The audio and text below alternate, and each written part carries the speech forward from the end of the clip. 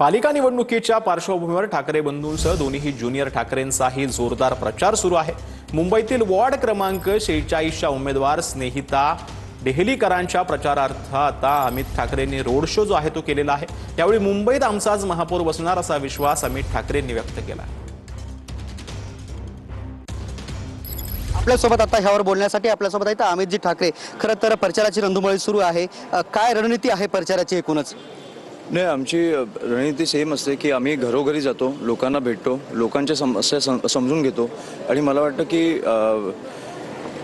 हे तर आहेच, पण दोन भाऊ एकत्र आल्यामुळे ज्या प्रकारचा उत्साह आहे, ज्या प्रकारे मुंबईकर किंवा महाराष्ट्र एकवटलंय, हे मला वाटतं आम्हाला अपेक्षा नव्हती असं एकवटलंय। त्याच्यामुळे खूप उत्तम प्रतिसाद आहे। जोपर्यंत चंद्र सूर्य साक्षीला आहे तोपर्यंत मुंबई जी आहे ते महाराष्ट्रातून तुटली जाणार नाही असं विरोधकांनी म्हटलं। मला वाटतं की आता ज्या प्रकारे ह्यांचे निवडणुका आणि राजकारण चालू आहे, माझ्या आयुष्यातली बघितलेली ही मी सर्वात घाणेरडी निवडणूक आहे, जिकडे 5-5 कोटी देऊन तुम्ही उमेदवारी अर्ज मागे घ्यायला लावताय किंवा उमेदवारी अर्ज नाही मागे घेतला तर खून करताय किंवा तुम्ही दुबार मतदार आणताय। त्याच्यामुळे खूप भयानक परिस्थितीत नेऊन ठेवला तुम्ही महाराष्ट्र।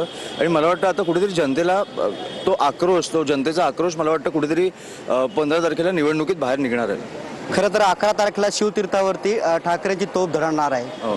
नाही, मी पण खूप उत्सुक आहे त्या दिवसासाठी आणि मी एक महाराष्ट्र सैनिक म्हणून जाणार आहे बघायला।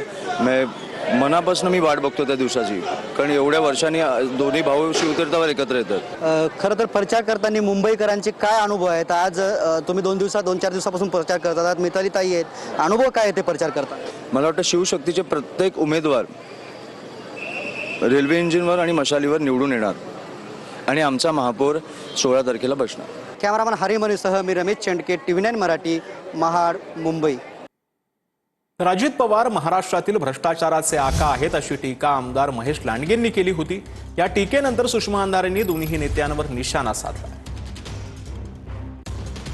महेश लांडगे एकीकडे सांगत आहेत की सगळ्याकडच्या गुन्हेगारीचा आका कोण आहे तर अजित पवार आहेत, आणि हा गुन्हेगारीचा आका आमच्याकडे कशासाठी आलेला आहे, म्हणजे भाजपाकडे कशासाठी आलेला आहे तर 70,000 कोटीचा घोटाळा लपवण्यासाठी आलेला आहे। जर हे असं सगळं असेल तर मग एवढ्या भ्रष्टाचारी माणसाला भाजपमध्ये घेण्याची तुमची अशी काय अपरिहार्यता होती?